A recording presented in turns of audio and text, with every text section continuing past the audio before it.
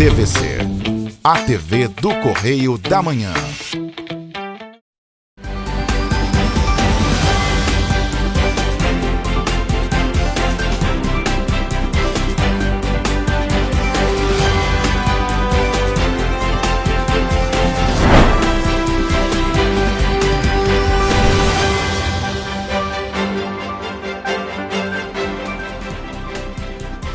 Olá, começamos mais um Correio Petropolitano na TV.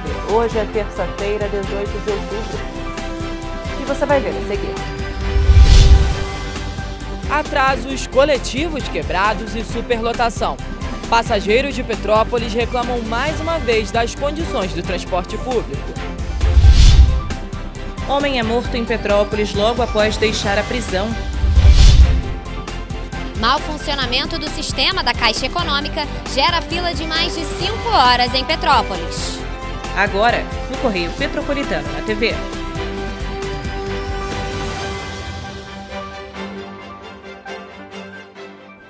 Um homem identificado como Douglas Furtado Marques foi morto em Petrópolis no início da madrugada de segunda-feira. O crime aconteceu logo após ele deixar o presídio. Douglas Furtado Marques, de 32 anos, foi preso no dia 14 de outubro deste ano, na rua Cacilda Becker, no Independência. Ele foi liberado neste domingo durante a audiência de custódia. Horas depois, ele foi morto por disparos de arma de fogo no mesmo local em que foi preso. O crime aconteceu por volta de 00h15 desta segunda-feira. Horas antes, a vítima havia saído de um presídio em Benfica, zona norte do Rio de Janeiro. Douglas havia sido preso por tráfico de drogas. A 105ª Delegacia de Petrópolis instaurou um inquérito policial para apurar o homicídio. A Polícia Civil informou que fez perícia no local, ouviu testemunhas e segue investigando o crime. Esta semana, 2 vídeos mostrando problemas no transporte público de Petrópolis repercutiram nas redes sociais. A situação não é incomum e coloca a vida dos passageiros em risco. Para o Petropolitano, problemas com os ônibus não são novidade. Nesta terça-feira, o terminal de Itaipava registrou uma grande fila na linha 700, que é responsável por levar os passageiros ao centro de Petrópolis. A demora gerou desconforto e indignação nas redes sociais. Para a doméstica Fátima Vieira, os atrasos nos ônibus são comuns. Cadê um ônibus para ir para Coronel Veiga trabalhar? Não tem. Eu já tive problemas seríssimos de horário porque eu falei assim, não tinha ônibus na rodoviária, não tinha ônibus na Paulo Barbosa. Não é possível tantos ônibus. Então, só quem anda que sabe, né? Sujeira, ônibus atrasados e superlotados, e até portas soltas. No último domingo, um coletivo da linha 700 da empresa Turp estava na altura do Retiro e seguia para Itaipava, quando uma das portas caiu no meio da rua com o ônibus em movimento. Imagens publicadas nas redes sociais flagraram o momento em que o motorista e o cobrador do coletivo retiram o equipamento da via. Caiu a porta do ônibus, quase caiu em cima da mulher. Eles vindo buscar a porta, ó. O motorista e o cobrador.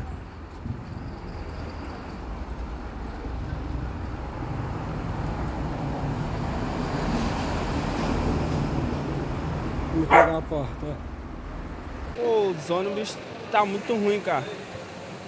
Todo dia tem um ônibus quebrado, não faz o horário certo e ainda reclama ainda o troco da passagem, que é R$ 4,95. Se tu pedir os 5 de troco, eles ainda fazem cara feia pra tu.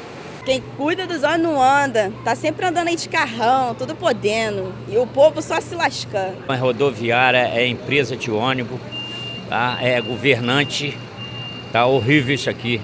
Já esta semana, a linha 448, Olga Castrioto, da empresa Petroita, também apresentou problemas. E, novamente, os passageiros registraram o ocorrido. Nas imagens é possível ver faíscas e fumaça próximo à porta de entrada, o que gerou pânico entre os passageiros. Além deste incidente, os coletivos da linha registraram mais 2 falhas mecânicas em apenas 2 dias na localidade. O Cetranspetro informou que a Petroita já identificou qual foi a falha no ônibus e levou o ônibus da linha Olga Castrioto para realizar a manutenção. Já no caso do 700, a Turp Transportes garantiu que um parafuso de fixação da porta quebrou e que o ônibus já foi substituído. Para os passageiros que necessitam do transporte público, as condições dos veículos não condizem com o valor cobrado. Esse valor tem que ser bem menos, porque a pessoa anda, né? O trajeto dela tem que ser bem menos. Tem lugares aí com a passagem bem mais barata, como no caso da cidade de Campos. A passagem é R$1, eu acho, e os ônibus têm condições ótimas. O ônibus daqui está muito, muito caro mesmo.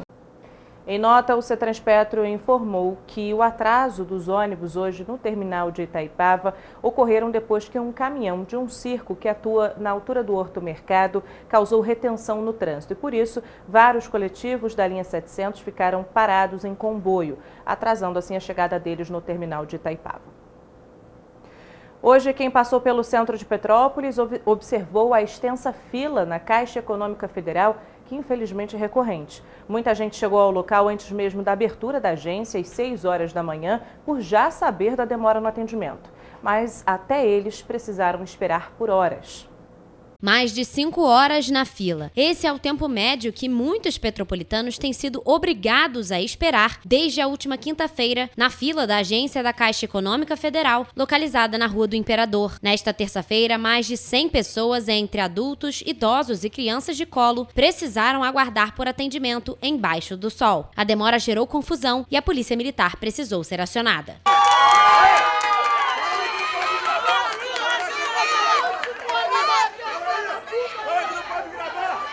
Quem precisa buscar a agência com frequência afirma que existem poucos funcionários trabalhando nos caixas, o que dificulta ainda mais o atendimento ao público. Para quem falta ao trabalho no intuito de resolver questões bancárias na unidade, a situação é ainda pior. Eu quero saber o que acontece. Se eles vão pagar o dinheiro das passagens que nós gastamos ou o dia de trabalho que nós perdemos para vir aqui, ué. A gente já está aqui desde sexta-feira, isso aqui está um tumulto, muita desorganização. A gente chega aqui 5 da manhã e quando vai chegar, que abre o banco, eles falam que o sistema caiu. Eu acho que isso não existe. O banco nem abriu, o sistema já caiu. Quando dá o horário, desde as 6 da manhã, já começa. Quando dá 9 horas, não tem sistema. Nós ficamos aqui de 9 até meio-dia, até 4 horas da tarde, ou até na hora de fechar. E para ir só assim, só tentando de um em um. E é assim que eles estão alegando. Não tem sistema, está fora do ar. E é assim que a gente vai levando. Se nós não precisássemos, nós não estaríamos enfrentando essa fila que está aqui, entendeu? Isso é uma vergonha, entendeu? Uma vergonha que está todo mundo passando aqui sem necessidade. As longas filas nos bancos normalmente são vistas no início do mês, quando os trabalhadores recebem os salários e precisam pagar as contas. Mas passados quase 20 dias do mês de outubro, esta agência da Caixa Econômica apresenta longas filas, pelo menos desde a última quinta-feira. Aos que aguardavam por atendimento, os funcionários da agência disseram que a demora ocorreu devido a um problema no sistema da Caixa Econômica. Inclusive, os usuários que tentaram acessar as contas por meio de aplicativos no celular também não tiveram sucesso. Deu o aplicativo no telefone e não está abrindo. Várias vezes aqui, nunca está disponível. Eu quero uma resposta, senão vamos ficar aqui, se volta, aí vem segunda, vem terça, vem quarta. Ontem eu cheguei às 5 da manhã aqui, quando o banco abriu já não tinha mais sistema, tinham 4 pessoas na minha frente, eu era a quinta, de 4, 3 conseguiram e o restante não conseguiu. Estou a semana toda. Chego aqui 5 da manhã, saio daqui 3 horas, 2 horas. Os petropolitanos têm apenas até o dia 20 de outubro para solicitarem o saque calamidade, benefício disponibilizado aos moradores de cidades atingidas por desastres naturais. Mas se os problemas no sistema persistirem e o prazo de solicitação não for ampliado, há um grande risco de muitos petropolitanos não conseguirem ter acesso ao benefício. Nós entramos em contato com a assessoria da Caixa Econômica Federal e também em contato com o PROCON, mas até o fechamento desta edição, nenhum dos órgãos havia respondido às nossas solicitações. Segue até o dia 11 de novembro o primeiro censo previdenciário dos servidores municipais efetivos dos aposentados e pensionistas da Prefeitura de Teresópolis. O recadastramento é obrigatório e tem o objetivo de atualizar as informações cadastrais, funcionais e financeiras dos funcionários públicos, que são beneficiários do regime próprio de previdência do município e de seus dependentes. O atendimento acontece na sede do Tereprev, Instituto de Previdência dos Servidores Públicos Municipais de Teresópolis, na Avenida Lúcio Meira, na Várzea. Quem não fizer o censo previdenciário terá o pagamento retido até regularizar a situação. E você vai ver depois do intervalo. Câmara notifica a Prefeitura de Petrópolis após falta de transparência na lei orçamentária. Projeto que promove a autonomia financeira e empregabilidade da mulher é aprovado em Petrópolis. Conab, menor oferta, eleva preços de hortaliças e frutas em setembro. Prefeitura de Nova Friburgo implementa novo exame de biópsia no Hospital Municipal Raul Sertã. O Correio Petropolitano na TV volta em instantes.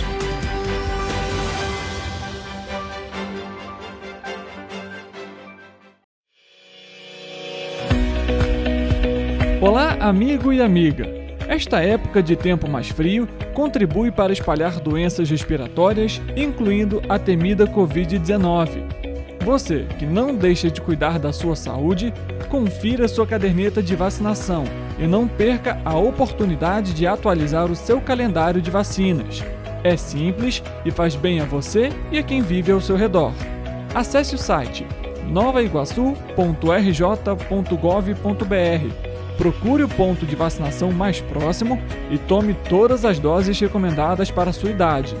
Não perca tempo, pegue a sua caderneta e coloque a sua vacina em dia. Aproveita e confere a caderneta de toda a família também, tá? Juntos vamos seguir vencendo a Covid-19. Não vacile, vacine. Prefeitura de Nova Iguaçu.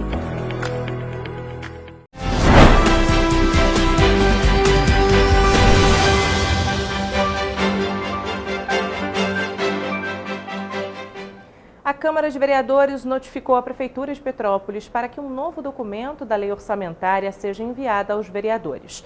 Isso porque o governo municipal não informou como vai aplicar cerca de 350 milhões de reais.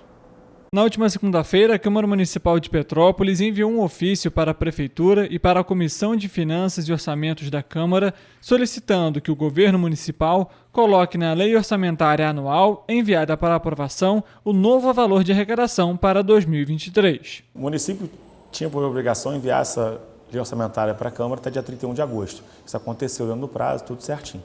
Porém, em setembro, teve esse ajuste via governo do Estado em relação ao índice de participação dos municípios. Esse valor foi alterado. Então, naturalmente, o governo precisa colocar isso dentro da lei orçamentária para o próximo ano. Como a nossa audiência pública estava marcada para hoje, então aguardamos até ontem, como não chegou o substitutivo do governo, colocando esse valor, nós provocamos o governo para que possa atualizar essa lei orçamentária para 2023 e provocamos também a Comissão de Finanças para que pudesse tomar as providências em relação a audiência pública que estava marcada para hoje. No dia 23 de setembro, o governo do estado publicou no Diário Oficial o aumento na porcentagem de arrecadação para os municípios de 1,44% para 4,96%, o que representa cerca de 350 milhões de reais a mais nos cofres municipais. Caso até o fim deste ano uma nova data para a votação e a aprovação da lei orçamentária não seja definida, os servidores da Casa Legislativa não vão poder entrar em recesso, como é feito normalmente no fim de dezembro. Quando o governo manda para cá uma mensagem, um projeto de lei orçamentária, em que ele omite uma parte desse aumento de receita, que já foi declarado pelo próprio governo numa audiência pública do quadrimestre aqui, para a gente, primeiro, gera uma certa estranheza. A gente achou até que eles mandariam um projeto substitutivo esclarecendo isso e apresentando esses novos números.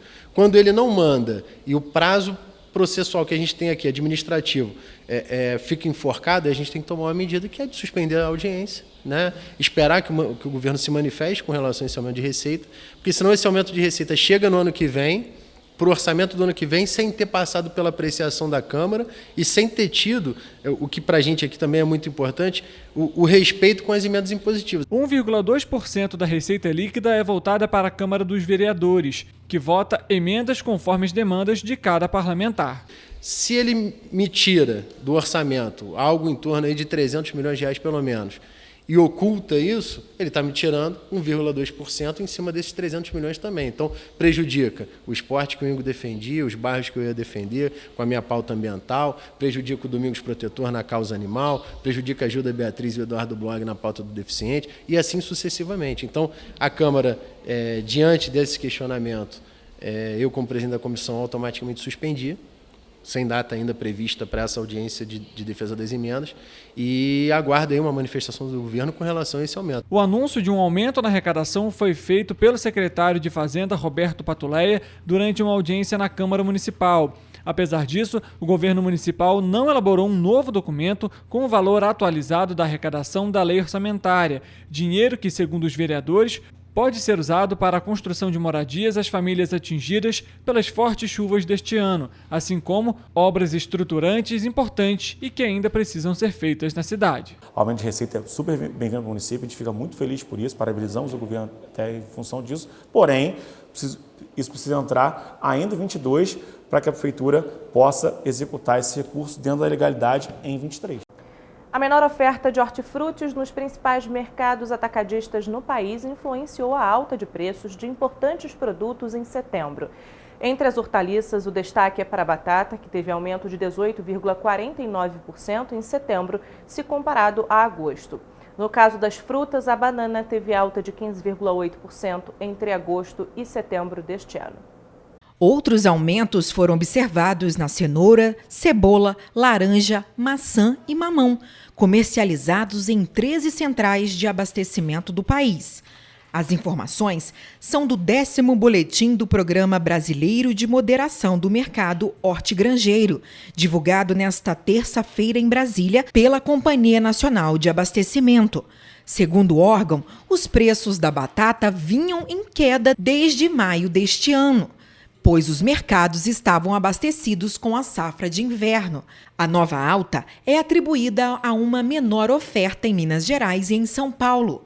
Ainda de acordo com o boletim, os envios por parte de São Paulo diminuíram 8% e de Minas Gerais quase 30%. Em termos nacionais, a motivação nas ceasas em setembro caiu quase 10%, com a desaceleração da safra de inverno. O levantamento dos dados de setembro foi realizado em 13 centrais de abastecimento: São Paulo, Belo Horizonte, Rio de Janeiro, Vitória, Campinas, Curitiba, Porto Alegre, São José, Goiânia, Brasília, Recife, Fortaleza e Rio Branco. Além do boletim mensal, a Conab possibilita no site do ProHort o acompanhamento de preços, análise de mercado, consulta de séries históricas e identificação das regiões produtoras, entre outros estudos técnicos. A base de dados contempla informações de 117 frutas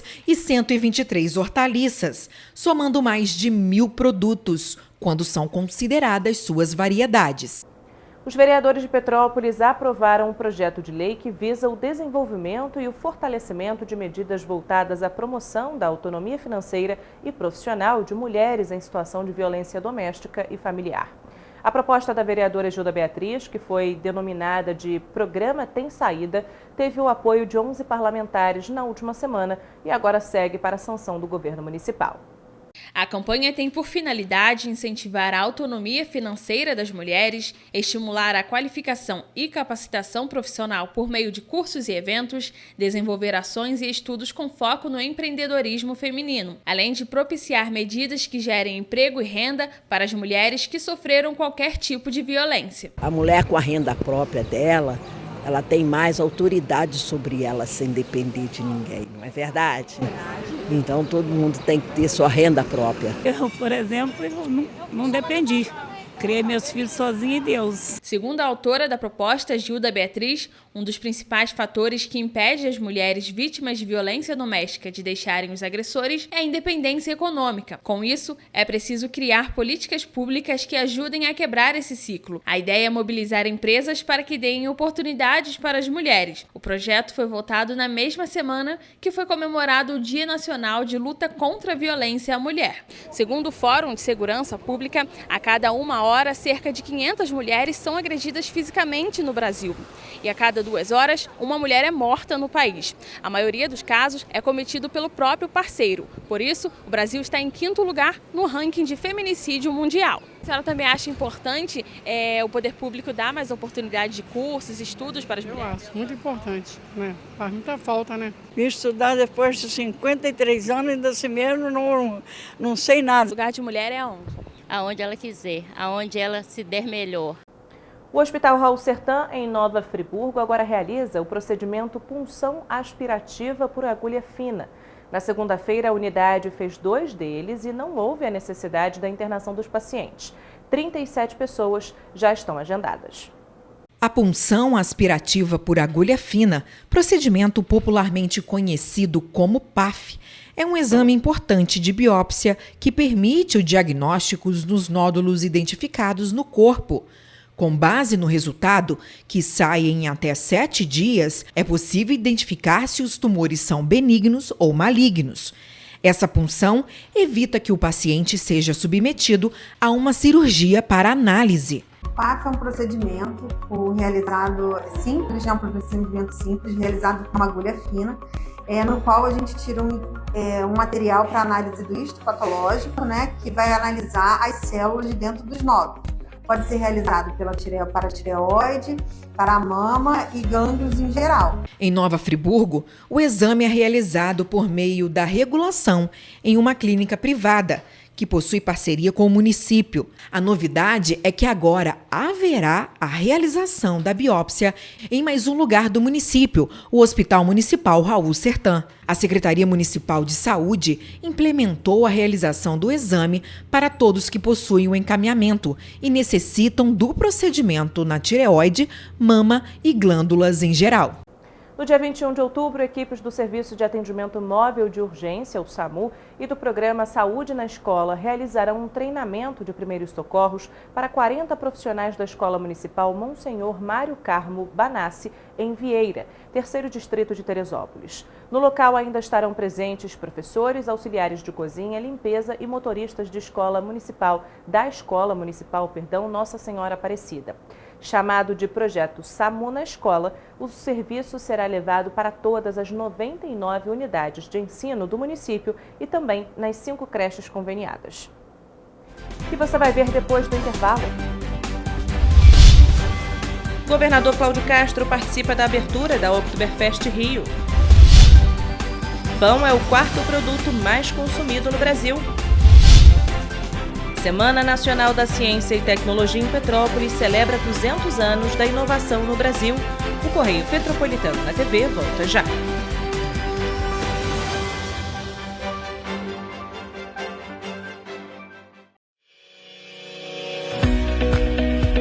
Olá, amigo e amiga! Esta época de tempo mais frio contribui para espalhar doenças respiratórias, incluindo a temida Covid-19. Você que não deixa de cuidar da sua saúde, confira sua caderneta de vacinação e não perca a oportunidade de atualizar o seu calendário de vacinas. É simples e faz bem a você e a quem vive ao seu redor. Acesse o site novaiguaçu.rj.gov.br.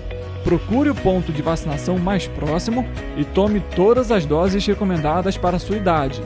Não perca tempo. Pegue a sua caderneta e coloque a sua vacina em dia. Aproveita e confere a caderneta de toda a família também, tá? Juntos vamos seguir vencendo a Covid-19. Não vacile, vacine. Prefeitura de Nova Iguaçu.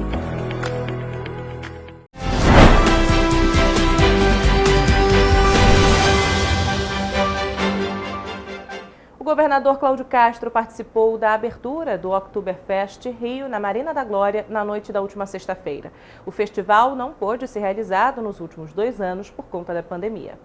O primeiro barril de chopp para a Oktoberfest Rio foi aberto pelo governador do estado do Rio de Janeiro, Cláudio Castro, na noite da última sexta-feira. Também estiveram presentes o cônsul-geral da Alemanha, Dirk Augustin, e do cônsul adjunto, Joaquim Schimmel. É uma alegria estar aqui mais uma vez nesse evento. Eu lembro de 2019 ainda com muita dificuldade e nós acreditamos no evento, não deixamos parar, depois veio a pandemia.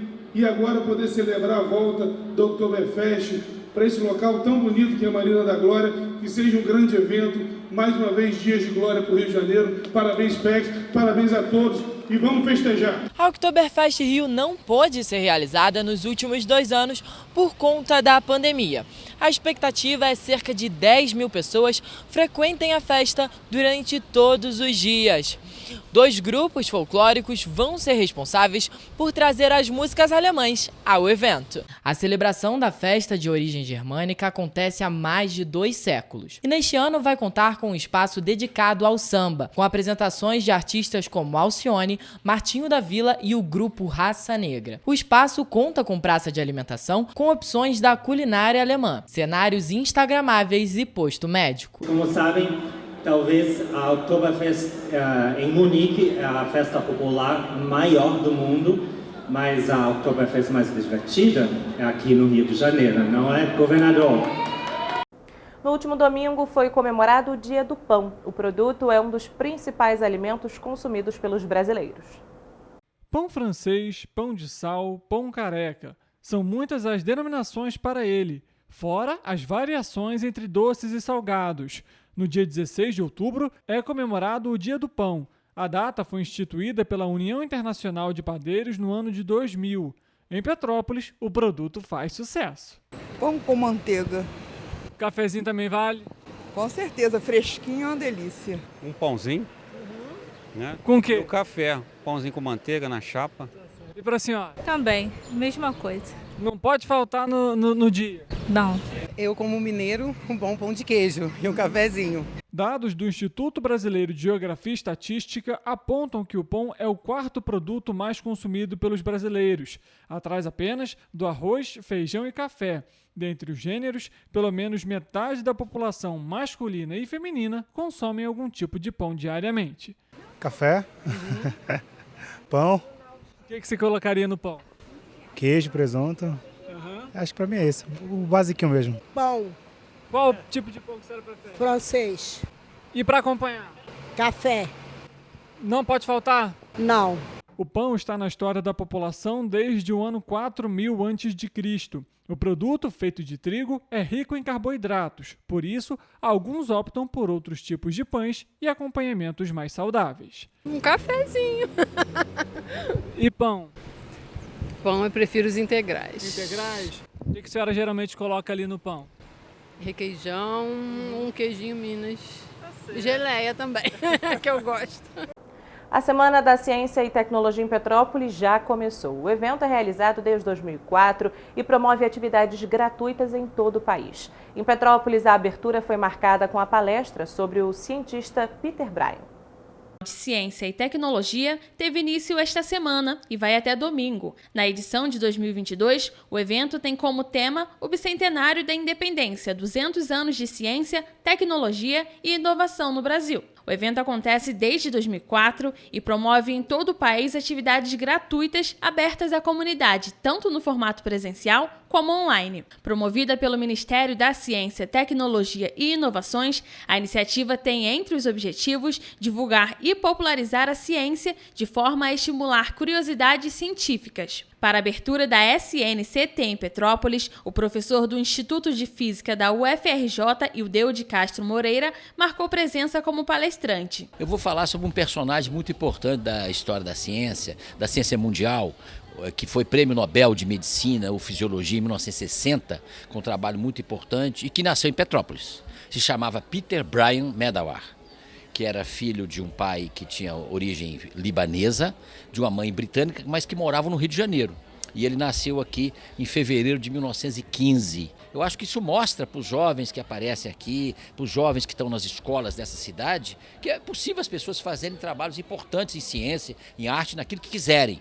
Peter Bryan ganhou o Prêmio Nobel de Medicina de 1960 por descobrir a tolerância imunológica adquirida. O trabalho foi importante para evitar a rejeição em casos de transplantes de órgãos. Em Petrópolis, o Laboratório Nacional de Computação Científica e o Centro Universitário Arthur Saerp Neto, Faculdade de Medicina de Petrópolis, Unifase, organizaram a série de eventos. Segundo a diretora da Unifase, há um projeto científico de inserção de células regeneradoras que é pioneiro no mundo. Nós temos hoje várias áreas de pesquisa e eu posso ilustrar dizendo que o nosso Centro de Medicina Regenerativa é um espaço de ciência de ponta, que está tendo muitos resultados que beneficiarão a saúde de muitas pessoas, e eu vou te dizer, um deles é a inserção de células da própria pessoa, células tronco, que regeneram essa articulação da mandíbula. Os eventos são gratuitos e abertos ao público, mas há limite de 250 pessoas no auditório da Faculdade de Medicina. O uso de máscara é obrigatório. As inscrições podem ser feitas por meio do site simpla.com.br.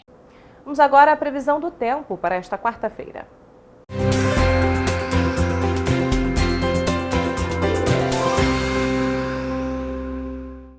De acordo com o informativo do Instituto Nacional de Meteorologia, a previsão é de grandes volumes de chuva a partir do dia 21 até o dia 24 de outubro.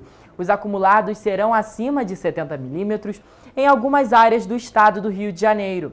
Falando sobre a previsão do tempo para quarta-feira, em Nova Friburgo, a chuva em áreas isoladas começa pela manhã e se estende até a tarde. No período da noite, a previsão é de céu com muitas nuvens e temperaturas que variam entre mínima de 14 e máxima de 24 graus. Em Teresópolis, amanhã e tarde também serão de chuva em regiões isoladas e céu com muitas nuvens à noite. A média das temperaturas é a mesma, mínima de 14 e máxima de 24 graus. Petrópolis amanhece com sol entre nuvens e no período da tarde e noite a previsão é de pancadas de chuva em regiões isoladas. No termômetro, as temperaturas variam entre mínima de 16 e máxima de 25 graus. Já em Paraíba do Sul, a chuva começa pela manhã. No período da tarde, ela se intensifica com possibilidade de trovoadas e devem cessar até a noite. As temperaturas variam entre mínima de 19 e máxima de 29 graus. Em Pati do Alferes, a situação é parecida. Chuva pela manhã e tarde, com chuva moderada a forte e possibilidade de trovoadas. E devem cessar também no período da noite. O município registrará declínio na temperatura, com mínima de 17 e máxima de 28 graus. E em Três Rios, amanhã e tarde também serão de chuva em regiões isoladas. E céu com muitas nuvens à noite. As temperaturas variam entre mínima de 20 e máxima de 31 graus. Os ventos para os municípios citados serão fracos. Em caso de emergência, a população deve entrar em contato com o Corpo de Bombeiros por meio do telefone 193 ou com a Defesa Civil no número 199.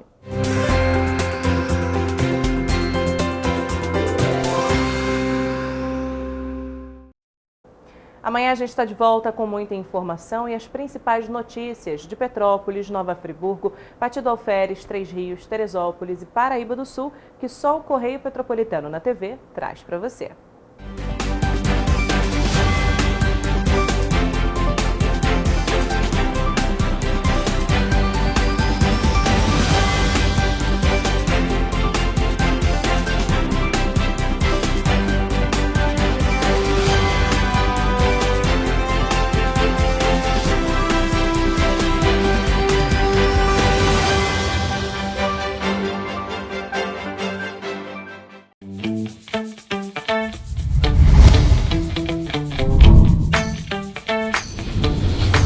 TVC, a TV do Correio da Manhã.